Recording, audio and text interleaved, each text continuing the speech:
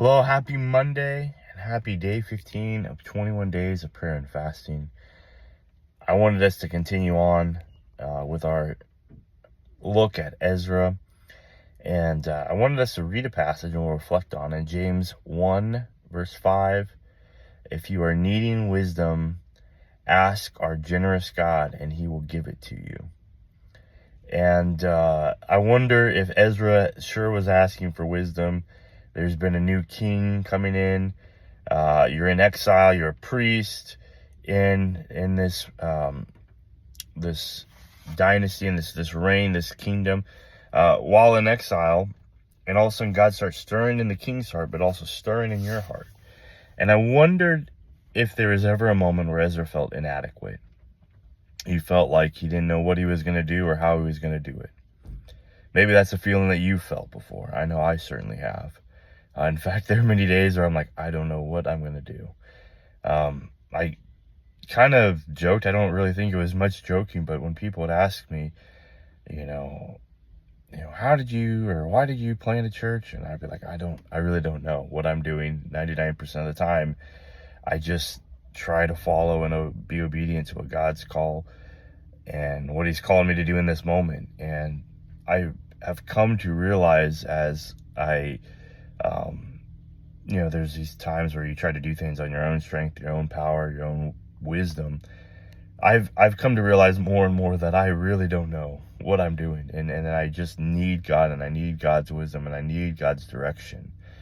And I'm sure Ezra needed that as well. Like, I'm sure Ezra, we read, just was ask God, when he's afraid of what journey he's supposed to take back, he's asking God, I need your protection. God, I need your wisdom.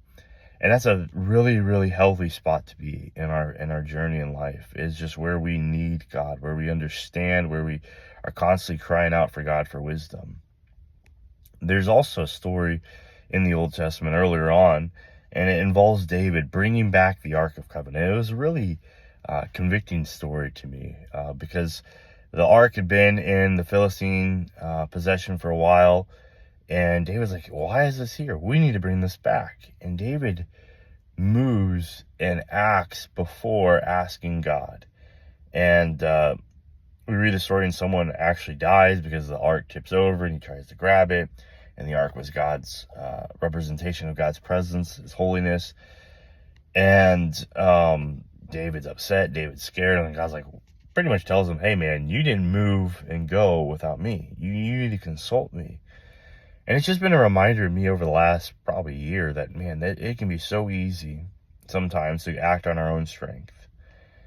And we've got to be very wary of that and just ask God, God, where are you leading me? God, where are you directing me?